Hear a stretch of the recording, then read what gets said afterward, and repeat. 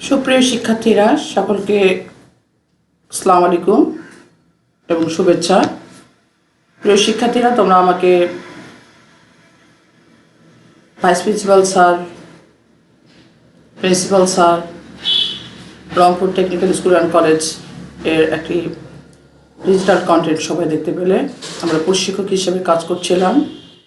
আমি Mehfuza jasmine, senior শিক্ষক, ব্যবসা শিক্ষা, হিসাব বিজ্ঞান, police school and college, Rangpur. বন্ধুরা, আজ আমরা যে বিষয়টি নিয়ে আলোচনা করব তা হচ্ছে হিসাব বিজ্ঞানের বেসিকের উপরে। হিসাব বিজ্ঞানের জ্ঞান এবং তত্ত্ব, এই বিষয়গুলো শুরুতে যদি আমরা না জানতে পারি তাহলে গাণিতিক যে কোনো সমস্যা আমরা সমাধান করতে পারবো না। বন্ধুরা, তোমাদের সামনে স্লাইডে দেখা যাচ্ছে হিসাব বিজ্ঞান প্রথম থেকে পঞ্চম অধ্যায় পর্যন্ত আজ আমরা আলোচনা করব। হ্যাঁ বন্ধুরা, এই প্রথম থেকে পঞ্চম অধ্যায় পর্যন্ত যেহেতু তোমাদের সঙ্গে আমার ভূমিকা চ্যাপ্টারটি আলোচনা করা হয়নি, এই ভূমিকা চ্যাপ্টারটি হিসাব বিজ্ঞানের মূল বিষয়, এটি আজকে আমি তোমাদের সামনে তুলে ধরার চেষ্টা করব। আজকের পাঠ শেষে তোমরা যে বিষয়টি জানতে পারবে বন্ধুরা, তা হচ্ছে হিসাব বিজ্ঞান পরিচিতি, এর সংজ্ঞা, তত্ত্ব, উদ্দেশ্য তোমরা বলতে পারবে। লেনদেনের সংজ্ঞা, হিসাবের নাম ও শ্রেণী কী তা ব্যাখ্যা করতে পারবে, ব্যাখ্যা করে বোঝাতে পারবে। লেনদেনের উপর হিসাব সমীকরণের প্রভাব দেখাতে পারবে। আমরা এই বিষয়গুলো তোমাদেরকে আমি চতুর্থ, পঞ্চম এই চ্যাপ্টারগুলোতে একটু আলোচনা করেছি। বন্ধুরা, প্রথম অধ্যায় হিসাব বিজ্ঞান পরিচিতি। হিসাব বিজ্ঞান পরিচিতি অর্থাৎ হিসাব বিজ্ঞান, যেহেতু তোমরা ব্যবসা শিক্ষা শাখার শিক্ষার্থী, সুতরাং তোমাদেরকে তিনটি বিষয়ের উপর খুব ভালো দক্ষতা রাখতে হবে। একটা হচ্ছে হিসাব বিজ্ঞান, ফিনান্স এবং ব্যবসা উদ্যোগ, সঙ্গে আরও অন্য অন্য বিষয় রয়েছে। বন্ধুরা এসো, হিসাব বিজ্ঞান যেহেতু ব্যবসা শিক্ষার একটি গুরুত্বপূর্ণ সাবজেক্ট, এই বিষয়ের উপরে তোমাদেরকে যথেষ্ট দক্ষতা অর্জন করে সামনে আগাতে হবে। এসো হিসাব বিজ্ঞান কি বিষয়টি জেনে নিই পাঠ্যপুস্তকের আলোকে। হিসাব বিজ্ঞান এমন একটি প্রক্রিয়া যার মাধ্যমে কোনো ব্যক্তি বা প্রতিষ্ঠানের যাবতীয় আর্থিক কার্যাবলী, যেমন খরচ পরিশোধ, আয়, আবার সম্পদ ক্রয় ও বিক্রয়, পণ্য ক্রয় ও বিক্রয়, দেনাদার হতে আদায় এবং পাওনাদারকে পরিশোধ ইত্যাদি হিসাবের বইতে সুষ্ঠুভাবে লিপিবদ্ধ করা যায় এবং নির্দিষ্ট সময় শেষে আর্থিক কার্যাবলীর ফলাফল জানা যায়। হিসাব বিজ্ঞান বিষয়ে ব্যবসায়ের আর্থিক লেনদেনের লিপিবদ্ধকরণ, শ্রেণীবদ্ধকরণ, ব্যাখ্যাকরণের পদ্ধতি আলোচনা করা হয়। তাহলে জানতে পারলে তোমরা হিসাব বিজ্ঞানে কোন বিষয়গুলো আলোচনা করা হয়, অর্থাৎ এর কলাকৌশল, হিসাবের কলাকৌশল অর্থাৎ লেনদেনের কলাকৌশল একটা নির্দিষ্ট নিয়মে লিপিবদ্ধ করা হয়। তাহলে এর কিছু উদ্দেশ্য এবং প্রয়োজনীয়তা রয়েছে। হিসাব বিজ্ঞানের উদ্দেশ্য এবং প্রয়োজনীয়তা, এসব বন্ধুরা দেখি হিসাব বিজ্ঞানের উদ্দেশ্য কি। লেনদেন সমূহ সঠিকভাবে হিসাবের বইতে লিপিবদ্ধকরণ ব্যতীত প্রতিষ্ঠানের আর্থিক ফলাফল ও আর্থিক অবস্থা সম্পর্কে জানা সম্ভব নয়। তাই হিসাব বিজ্ঞানের প্রথম উদ্দেশ্য লেনদেন সমূহকে সুনির্দিষ্ট পদ্ধতি অনুসরণ করে সঠিকভাবে হিসাবের বইতে লিপিবদ্ধ করা। হিসাব বিজ্ঞানের অন্যতম প্রধান উদ্দেশ্য আর্থিক ফলাফল ও আর্থিক অবস্থা নির্ভর করা, লাভ ক্ষতির পরিমাণ নির্ণয়ের মাধ্যমে ব্যবসায়ের গতি প্রকৃতি সম্পর্কে ধারণা লাভ করা সম্ভব। যাবতীয় আয় ও ব্যয় সঠিকভাবে লিপিবদ্ধকরণের মাধ্যমে ব্যবসায়ের লাভ ক্ষতি নির্ণয় করা সম্ভব। প্রতিষ্ঠানের সম্পদ এবং দায় দেনার পরিমাণ জানা সম্ভব। 4. ব্যয় নিয়ন্ত্রণের মাধ্যমে প্রতিষ্ঠানের কাঙ্ক্ষিত ফলাফল অর্জন করা সম্ভব। হিসাব বিজ্ঞান ব্যবসায়ের যাবতীয় ব্যয় সঠিকভাবে লিপিবদ্ধকরণের মাধ্যমে ব্যয় নিয়ন্ত্রণে সহায়তা করে। 5. ব্যবসা প্রতিষ্ঠানের প্রতারণা এবং জালিয়াতি রোধে হিসাব বিজ্ঞান কোনো বিকল্প নেই। যথাযথ হিসাব রক্ষণের মাধ্যমে প্রতারণা ও জালিয়াতি রোধের পাশাপাশি তা নিয়ন্ত্রণ করা সম্ভব। আর্থিক তথ্যাবলী সংশ্লিষ্ট পক্ষকে জানানো এবং ব্যবসার বিভিন্ন সিদ্ধান্ত গ্রহণে ব্যবহার করা। প্রতিষ্ঠানের একাধিক বছরের আর্থিক বিবরণে তুলনামূলক বিশ্লেষণের মাধ্যমে উন্নতি ও অবনতির বিভিন্ন দিক চিহ্নিতপূর্বক প্রয়োজনীয় পদক্ষেপ গ্রহণ করা। বন্ধুরা, যে বিষয়গুলো তোমাদের সামনে এখানে পাঠ্যপুস্তকে আলোকে আমি তুলে ধরেছি, দেখো খেয়াল করো, প্রত্যেকটি বিষয় একটি ব্যবসা প্রতিষ্ঠানের জন্য ইতিবাচক প্রভাব নিয়ে আসে। 8 যেটা বলা রয়েছে, বিভিন্ন সেবামূলক অমনোপভোগী প্রতিষ্ঠান যেমন স্কুল, কলেজ, হাসপাতাল, ক্লাব, সোসাইটি বিভিন্ন উৎস হতে অর্থের আগমন ও বহিরাগমনের পরিমাণ সঠিকভাবে লিপিবদ্ধ করে নির্দিষ্ট সময়ান্তে এই সকল প্রতিষ্ঠানের বিভিন্ন হিসাবের উদ্বৃত্ত নির্ণয় করা যায়। সরকার বিভিন্ন উৎস হতে কর, শুল্ক, ভ্যাট ধার্যের মাধ্যমে রাজস্ব আদায় করে এবং বিভিন্ন নিয়মিত ও উন্নয়নমূলক খাতে ব্যয় করে। সরকারের এই সকল কার্যাবলী সুষ্ঠুভাবে সম্পাদনের জন্য হিসাব বিজ্ঞান সহায়ক ভূমিকা পালন করে। তাছাড়া হিসেবের বই এবং সংশ্লিষ্ট দলিলাদি প্রতিষ্ঠানের বিভিন্ন কাজে লাগে, যেমন ব্যাংক বা ঋণদানকারী প্রতিষ্ঠানে হতে ঋণ গ্রহণ, পণ্যের বিক্রয় মূল্য নির্ধারণ, ভবিষ্যৎ কার্যক্রম নির্ধারণ ইত্যাদি। তাহলে বোঝা যাচ্ছে যে প্রতিটি ক্ষেত্রেই আমাদের হিসাব বিজ্ঞানের প্রয়োজনীয়তা ও গুরুত্ব রয়েছে। উদ্দেশ্যের আলোকে আমরা বিষয়গুলো দেখলাম। এখন দ্বিতীয় অধ্যায়ে যে বিষয়টা বলা রয়েছে বন্ধুরা খেয়াল করো, তা হচ্ছে লেনদেন। লেনদেন বিষয়টি তোমরা এর আগে বুঝতে পেরেছ। বন্ধুরা এখানে খেয়াল করো, একটি ব্যবসা প্রতিষ্ঠান তোমরা দেখতে পাচ্ছ। এটি কী ধরনের ব্যবসা প্রতিষ্ঠান? এটি নিত্য প্রয়োজনীয় কাঁচা পণ্য বিক্রয়কারী প্রতিষ্ঠান।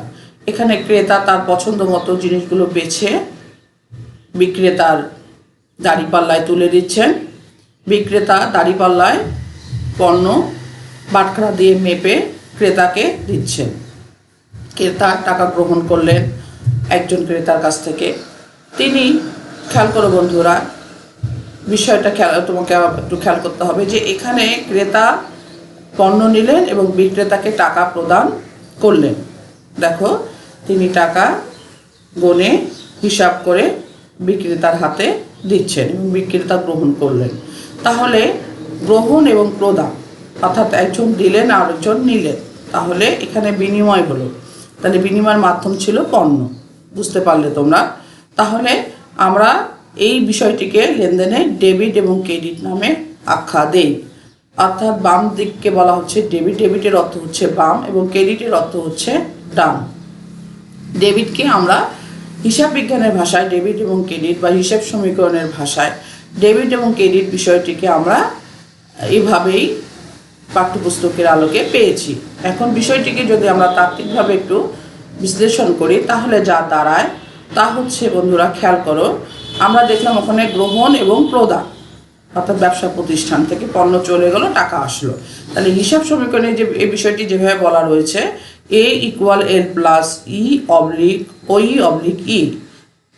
E / OE কে ভাঙলে যা পাই আমরা তা হচ্ছে C + R - EX - D। এই বিষয়টিকে যদি আমরা মাইনাসগুলোকে বাম পাশে নিয়ে আসি তাহলে +A প্লাস তো রয়েছে বাম পাশে, তার সঙ্গে EX এবং হচ্ছে D আসলো।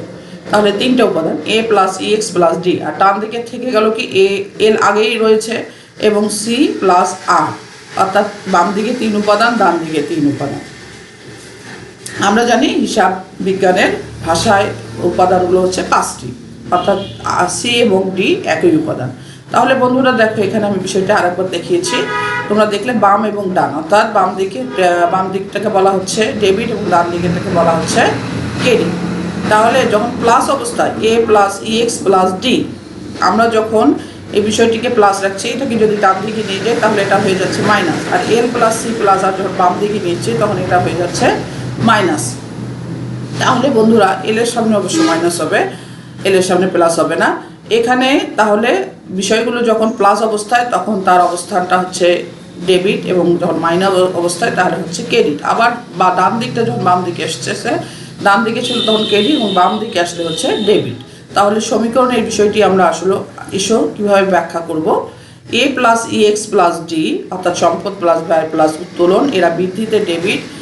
A - EX - D, এরা হ্রাসে ক্রেডিট, অর্থাৎ এর সামনে কিন্তু মাইনাস দেখাতে হবে বন্ধুরা। -L + L + C + R, এরা বৃদ্ধিতে হচ্ছে ক্রেডিট এবং -L - C - R, এরা হ্রাসে হচ্ছে ডেবিট। তাহলে প্রিয় শিক্ষার্থীরা, তোমরা বিষয়টি দেখলে। এখন তাহলে আমাদেরকে হিসাব সমীকরণের ভিত্তিতে এই সম্পদ ব্যয় উত্তোলন প্লাস অবস্থায় ডেবিট এবং মাইনাস অবস্থায় ক্রেডিট, অর্থাৎ কারবারে যদি বৃদ্ধি পায় তাহলে হবে ডেবিট এবং কারবারে যদি হ্রাস পায় তাহলে হবে ক্রেডিট। অনুরূপভাবে L + C + R, এরা যদি বৃদ্ধি পায় তাহলে হবে ক্রেডিট এবং এরা লাশ অবস্থায় হবে ডেবিট। এসো আমরা লেনদেনের আলোকে বিষয়টিকে একটু খেয়াল করি। বন্ধুরা, অফিস বা ব্যবসায়ের জন্য কম্পিউটার ক্রয় 25,000 টাকা। এখানে কারবারে কিন্তু সম্পদ বৃদ্ধি পেল। আসবাবপত্র ক্রয় 15,000 টাকা। এখানে কিন্তু এটিও সম্পদ বৃদ্ধি পেল। পাহাড়ের নিকট হতে প্রাপ্তি 20,000 টাকা। এখানে এটিও কিন্তু সম্পদ বৃদ্ধি পেল। বাকিতে পাহাড়ের নিকট হতে প্রাপ্তি নগদান হিসাব ডেবিট এবং দেনাদার হিসাব হচ্ছে ক্রেডিট। আসবাবপত্রের ক্ষেত্রে দেখো একই কথা, সম্পদে আসলো, সম্পদ চলে গেল। বাকিতে পণ্য ক্রয় পণ্য আসলো এবং সঙ্গে সঙ্গে কিন্তু পাওনাদার বৃদ্ধি পেল। ব্যক্তিগত প্রয়োজনে উত্তোলন অর্থাৎ 5,000 টাকা উত্তোলন বৃদ্ধি পেল। মালিকের ক্যাপিটাল হ্রাস পাবে, মূলধন হ্রাস পাবে, সি এবং ডি দিয়ে যেটা আমরা প্রকাশ করি। আর নগদ টাকা কিন্তু কারবার থেকে চলে গেল, সম্পদ হ্রাস পেল। মণিহারি দ্রব্যাদি ক্রয়, সবসময় বন্ধুরা তোমাদেরকে খেয়াল করতে হবে ব্যবসা প্রতিষ্ঠানে কি বৃদ্ধি পেলো কি হ্রাস পেলো, ব্যবসা প্রতিষ্ঠানে কি আসলো কি গেল। এখন বিষয়টাকে যদি আমরা হিসাব তত্ত্বের আলোকে বিশ্লেষণ করি, যা দাঁড়ায় লেনদেন থেকে হিসাবের নাম তোমাকে দুটি পক্ষ বের করে নিতে হচ্ছে। প্রথম আছে অফিস সরঞ্জাম হিসাব ডেবিট, নগদান হিসাব হচ্ছে ক্রেডিট। কেন বলেছে? কারণ দেখো দুটোই সম্পদবাচক হিসাব, একটা এ বৃদ্ধি একটা এ হ্রাস। আমরা বলেছি সম্পদ বৃদ্ধি পেলে ডেবিট হবে এবং সম্পদ হ্রাস পেলে ক্রেডিট হবে। দেখো আমি এখানে প্রদর্শন করে দিয়েছি। আসবাবপত্র ক্রয় আসবাবপত্র হিসাব ডেবিট, সম্পদ নগদান হিসাব ক্রেডিট। এটা হচ্ছে সম্পদ, দুটোই সম্পদ। তাহলে সম্পদ একটা বৃদ্ধি একটা হ্রাস, এই জন্য একটা ডেবিট হলো একটা ক্রেডিট, অর্থাৎ হিসাবের নামটা তোমাকে বের করে নিতে হচ্ছে। 3 নম্বরে বলা হচ্ছে নগদান। এখানে দেনাদারের নিকট থেকে বা বাহারের নিকট থেকে প্রাপ্তি। নগদান হিসাব ডেবিট এবং প্রাপ্য বা দেনাদার হিসাব ক্রেডিট। তার মানে দুটোই সম্পদ। দেখো আমি হিসাবের শ্রেণী বিভাগে তোমাদেরকে দেখিয়েছি, পাঠ্যপুস্তকেও রয়েছে, বিষয়টি পুনরায় তোমরা মিলিয়ে নেবে। তাহলে এ বৃদ্ধি এ হ্রাস এখানেও হলো। আর ধারে পণ্য ক্রয়ের ক্ষেত্রে দেখো ক্রয় হিসাব ডেবিট এবং পাওনাদার হিসাব ক্রেডিট, ওখানে ইএক্স বৃদ্ধি এবং এল বৃদ্ধি পেয়েছে। অনুরূপভাবে 6 নম্বরে যেটা মণিহারি দ্রব্যাদি ক্রয়, মণিহারি হিসাব নগদান হিসাব, মণিহারি ব্যয় এবং নগদান সম্পদ। তাহলে ব্যয় ইএক্স বৃদ্ধি পেলে ডেবিট আর এ হ্রাস পেলে হবে ক্রেডিট। বেতন প্রদান, তাহলে বেতন হিসাব ব্যয়, নগদান হিসাব সম্পদ। তাহলে ইএক্স বৃদ্ধি পেলে ডেবিট এবং এ হ্রাস পেলে হচ্ছে ক্রেডিট। ব্যাংকে টাকা জমা দান 8 নম্বরে বলা রয়েছে। তাহলে ব্যাংক হিসাব এখানে সম্পদ আর নগদান হিসাবও সম্পদ। তাহলে এখানে এ বৃদ্ধি পেল ডেবিট এবং এ হ্রাস পেলে হচ্ছে ক্রেডিট। কারবার কেন্দ্রিক বিষয়টিকে চিন্তা করতে হবে তোমাকে। এখানে ব্যাংকে চেক, রুমির নিকট থেকে চেক প্রাপ্তি। তাহলে ব্যাংক হিসাব সম্পদ এবং প্রাপ্য বা রুমির হিসাব হচ্ছে সম্পদ। তাহলে এ বৃদ্ধি এ হ্রাস হলো ক্রেডিট হিসাবে তোমরা দেখতে পারে, ডেবিট এবং ক্রেডিট। বন্ধুরা এখন খেয়াল করো যে আমরা এই লেনদেনগুলোকে প্রথমে ডেবিট ক্রেডিট নির্ণয় করলাম, হিসাবের শ্রেণী করলাম, তারপরে ডেবিট ক্রেডিট নির্ণয় করে এগুলোকে কিভাবে আমরা লিপিবদ্ধ করব, অর্থাৎ একটি নির্দিষ্ট ছকে আমাদেরকে লিপিবদ্ধ করতে হবে। হিসাবের মূল ছক বা হিসাবের ছক যেটা, সেটা হচ্ছে তোমরা দেখতে পেলে এখানে টি ছক, অর্থাৎ দুটো ছক আমরা ব্যবহার করি হিসাবের ছক, একটা হচ্ছে টি ছক, একটা হচ্ছে চলমান জেড ছক। টি ছকে কি বলা রয়েছে দেখো, বাম দিকে ডেবিট, আমি সবসময় বলেছি বাম মানে ডেবিট, ডান মানে হচ্ছে ক্রেডিট। এটি আবার সমীকরণে তোমাকে কিন্তু প্রমাণ করে দেখাতে হবে। অর্থাৎ এখানে বাম দিকে ডেবিট, তারিখ বিবরণ, জাবেদা পৃষ্ঠার টাকা, ডান দিকে হচ্ছে তারিখ বিবরণ, জাবেদা পৃষ্ঠার টাকা। এখানে বন্ধুরা ওখানে টি ছক দেখলে এখানে এসে চলমান যে ছক, দেখো জাবেদার যে ছকটাই সেটি প্রথমে অঙ্কন করবে, তারপরে ডান দিকে একটু কেটে রেখে সেটাকে মাঝখান দিয়ে কেটে 2 ভাগ করলে জেরের ঘরটা তোমরা পাবে। প্রতিনিয়ত যেহেতু জের আমরা নির্ণয় করবো, এই জন্য জাবেদার ছক করার পরে বাকিটাকে আমরা জেরের ছক করবো, দুটো ঘর ডেবিট এবং ক্রেডিট। তাহলে তারিখ, হিসাবের নাম বা বিবরণ, জাবেদা পৃষ্ঠা, ডেবিট টাকা ক্রেডিট টাকা, এখানে জেরে ডেবিট টাকা ক্রেডিট টাকা, উপরে অবশ্যই হিসাবের কোড নাম্বার হবে, সেটা আমরা যখন লিপিবদ্ধ করবো তখন দেখতে পাবো। তাহলে বন্ধুরা তোমরা দেখতে পেলে হিসাবের ছক হচ্ছে দুটো, একটা হচ্ছে টি ছক আর একটা হচ্ছে চলমান জেড ছক। তাহলে হিসাবের ছক বলতে আমরা কি বুঝবো? হিসাবের ছক হচ্ছে নির্দিষ্ট লেনদেনের সংক্ষিপ্ত বিবরণী। হ্যাঁ, অর্থাৎ লেনদেনগুলো সংক্ষিপ্তভাবে যে বিবরণীতে লিপিবদ্ধ করা হয় সেই বিবরণীটাকে বলা হচ্ছে হিসাবের ছক। বন্ধুরা এখানে কিছু লেনদেন আমি আরও তুলে ধরেছি, তোমরা একটু খেয়াল করো।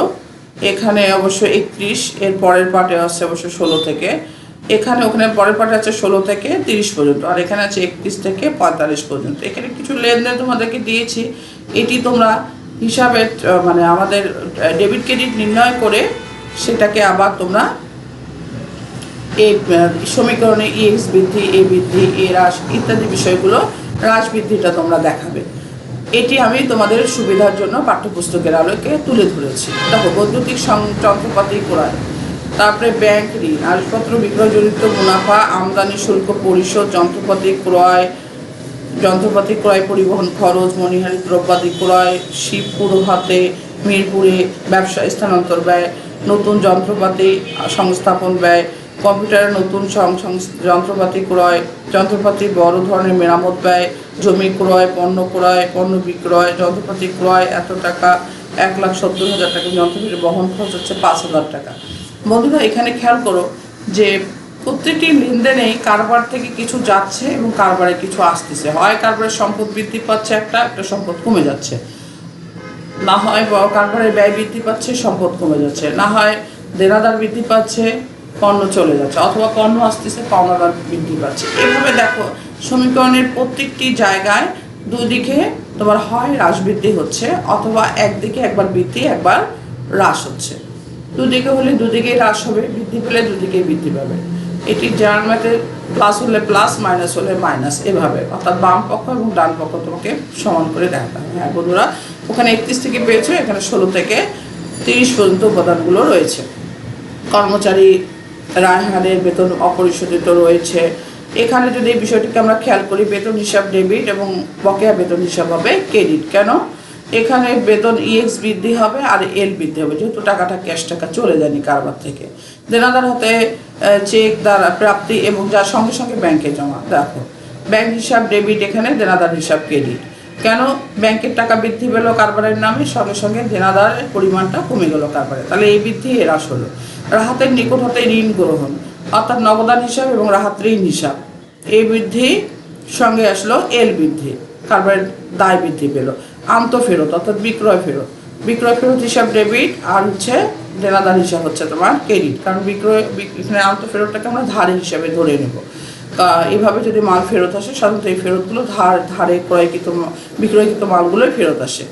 তাহলে এখানে আর হ্রাস এবং হচ্ছে এ হ্রাস হচ্ছে। পুরাতন আসবাবপত্র বিক্রয়, নগদান হিসাব এবং আসবাবপত্রের হিসাব, সঙ্গে তোমাকে এ বৃদ্ধি এ হ্রাস, সমীকরণের পার্টটা খেয়াল করতে হচ্ছে। দেনাদারের 1800 টাকা আদায়যোগ্য নয়, অর্থাৎ অনাদায়ী দেনা হিসাব ডেবিট আর দেনাদার হিসাব হচ্ছে ক্রেডিট। তাহলে ইএক্স বৃদ্ধি এ হ্রাস। ব্যাংক কর্তৃক প্রদত্ত বিলের অর্থ পরিশোধ, তাহলে ব্যাংক হিসাব ডেবিট, প্রদত্ত বিল হিসাব ডেবিট, এল হ্রাস, আর ব্যাংক হিসাব হচ্ছে তোমার ক্রেডিট। অফিসের জন্য চেয়ার টেবিল ক্রয়, ঠিক ওরকম আসবাবপত্র হিসাব ডেবিট আর হচ্ছে নগদান হিসাব ক্রেডিট, এই বৃদ্ধি এ হ্রাস। এখন এসো বন্ধুরা, আমরা হিসাবের শ্রেণী বিভাগটা একটু দেখে নিই। হিসাবের শ্রেণী বিভাগে পাঠ্যপুস্তকের আলোকে বিষয়গুলো কীভাবে বলা আছে। আমরা যদি হিসাবের বিভিন্ন পাঠগুলোকে এভাবে সাজিয়ে নিই, তোমরা জানো তোমাদের পাঠ্যপুস্তকের 5ম অধ্যায়ে বিষয়টি দেওয়া রয়েছে এবং 2য় অধ্যায় থেকে আলোচনা করা রয়েছে। এখানে ব্যয় হিসাবগুলোকে তুমি একটি তালিকা করে নিলে, আয় হিসাবগুলোকে একটি তালিকা করে নিলে, সম্পদ হিসাবগুলোকে একটি তালিকা করে নিলে, দায় হিসাবগুলোকে একটি তালিকা করে নিলে এবং মালিকানা সত্ত্ব হিসাবগুলোকে একটি তালিকা করে নিলে। তোমার তালিকাটি যদি সামনে থাকে, অর্থাৎ টেবিলের সামনে একটা বড় চার্ট করে তুমি এটি রেখে দিলে, এবং যে কোনো সময় এই ব্যয় হিসাবগুলো যেগুলো তুমি ব্যয় হিসেবে লিপিবদ্ধ করছো, যে কোনো সময় তোমার যে কোনো এমসিকিউ প্রশ্ন বা হিসাব তত্ত্বের হিসাবের যখন আমরা দুটি পক্ষ নির্ণয় করবো, এই পক্ষ দুটি নির্ণয় করার সময় তোমাকে এটি সহযোগিতা করবে। এইটি পাঠ্যপুস্তকের আলোকে তোমাদেরকে এই চার্টটা আমি এখানে দিয়েছি। এখন বন্ধুরা খেয়াল করো যে আমরা যদি বিষয়গুলোকে শুধু হিসাবের শ্রেণীগুলোকে আমরা খেয়াল করি, যে ব্যয় হিসাব, আয় হিসাব, সম্পদ হিসাব, দায় হিসাব এবং মালিকানা সত্ত্ব হিসাব, এই হিসাবগুলোকে যদি আমরা একটু আয়ত্ত করতে পারি, তাহলে আমাদের সামনে একাদশ এবং দ্বাদশ শ্রেণীতে আমরা যে অঙ্কগুলো করব, এই অঙ্কগুলো করার সময় আমাদের এই হিসাবের নামগুলো নির্ণয় করতে কোথাও বেগ পেতে হবে না। এখন আসো বন্ধুরা, ক্যাপিটাল অ্যান্ড রেভিনিউ অ্যাকাউন্ট, অর্থাৎ আমরা যে হিসাবের শ্রেণীগুলো দেখলাম, লেনদেনগুলো আয় ব্যয়ের ভিত্তিতে আমরা সাধারণত দুটো শ্রেণীতে ভাগ করি, একটা হচ্ছে মূলধন জাতীয় আর একটা হচ্ছে মুনাফা জাতীয়। তাহলে মূলধন জাতীয় লেনদেনগুলোকে আমরা কিভাবে দেখাবো এবং মুনাফা জাতীয় লেনদেনগুলো কিভাবে দেখাবো, মুনাফা জাতীয় লেনদেনগুলোকে মুনাফা জাতীয় ব্যয় এবং মুনাফা জাতীয় আয়, অর্থাৎ মুনাফা জাতীয় ব্যয় এবং মুনাফা জাতীয় আয় এই বিষয়টি আমাদেরকে, আর মুনাফা জাতীয় প্রাপ্তি এবং মূলধন জাতীয় প্রাপ্তি, মূলধন জাতীয় ব্যয়। তাহলে আমাদের এখানে বন্ধুরা তোমরা খেয়াল করো যে মুনাফা জাতীয় ব্যয় যে বিষয়টা বলা রয়েছে, এই ব্যয়ের সঙ্গে কিন্তু আমাদের কোন কোন হিসাবগুলো জড়িত, ইএক্স অর্থাৎ ইএক্স বিষয়টি জড়িত। আমি ইএক্স বিষয়গুলোকে এখানে E1, EX1, EX2, EX3 হিসাবে দেখিয়েছি, কারণ এটি আমাদের দশম অধ্যায়ে লাগবে। অর্থাৎ এখানে বিক্রিত পণ্যের ব্যয়, পরিচালন ব্যয় এবং অন্যান্য ব্যয়। আবার আয়ের ক্ষেত্রে দেখো পরিচালন আয়, তারপরে অন্যান্য আয় ইত্যাদি বিষয়গুলো দেখানো রয়েছে। এর সঙ্গে দেখো মূলধন জাতীয় প্রাপ্তির মধ্যে কি দেখানো রয়েছে, এখানে এককালীন বা অনিয়মিত যে প্রাপ্তিগুলো সেগুলোকে আমরা ঋণ গ্রহণের মাধ্যমে, মূলধন আনয়নের মাধ্যমে বা অন্য কোনো মাধ্যমে যদি আমরা এককালীন টাকাগুলো পেয়ে থাকি তাহলে এটাকে মূলধন জাতীয় প্রাপ্তি বলা হবে। এবং মূলধন জাতীয় ব্যয় হচ্ছে অনিয়মিত যে ব্যয়গুলো, সম্পদ ক্রয়, বিশেষ করে বিনিয়োগ করা, মালিক উত্তোলন করে নিয়ে যাওয়া, এই বিষয়গুলোকে আমরা মূলধন জাতীয় ব্যয় হিসেবে লিপিবদ্ধ করব। তবে এক্ষেত্রে বন্ধুরা চতুর্থ অধ্যায়ের পূর্বের লেকচারে আমার যে বিষয়টি দেওয়া রয়েছে সেটা হচ্ছে প্রাপ্তি এবং আয় এবং প্রদান এবং ব্যয়, এই দুটোর মধ্যে সামান্য পার্থক্য রয়েছে। বিষয়টি তোমরা আগের লেকচার থেকে দেখে নেবে। এখন বন্ধুরা এসো, আমি লেকচারের প্রায় শেষের দিকে চলে এসেছি। সবসময় মনে রাখবে তোমার পড়াশোনা তোমাকে কিন্তু নিয়মিত করতে হবে। অর্থাৎ পড়াশোনার পাঠ্যপুস্তক আয়ত্ত করার একটি উপায় হচ্ছে তা অনুশীলন করতে হবে, বুঝতে হবে। এই জন্য এর কোনো বিকল্প নেই। তোমরা নিজেরাও জানো যে there is no royal road to learning, শেখার কোনো রাজকীয় পথ নেই। আমাদেরকে শিখতে হবে প্রতিনিয়ত পড়ে, অনুশীলন করে, চর্চা করে। দেখো এই জন্য বলা রয়েছে যে কষ্টকর ছাত্র জীবন, সুখকর কর্মজীবন। যে যাই বলুক তুমি সত্যের পথে চলবে, অপচয় করো না, অভাবে পড়বে না। এই তিনটি বাক্য জীবনে যদি তুমি মেনে চলতে পারো তাহলে তুমি তোমার লক্ষ্যে পৌঁছাবে। জীবন মানে হচ্ছে তোমাকে একটি লক্ষ্য নিয়ে আগাতে হবে। সকলকে আবার স্নেহ ভালোবাসা জানাচ্ছি, সকলের সুস্বাস্থ্য কামনা করে আজকে এখানে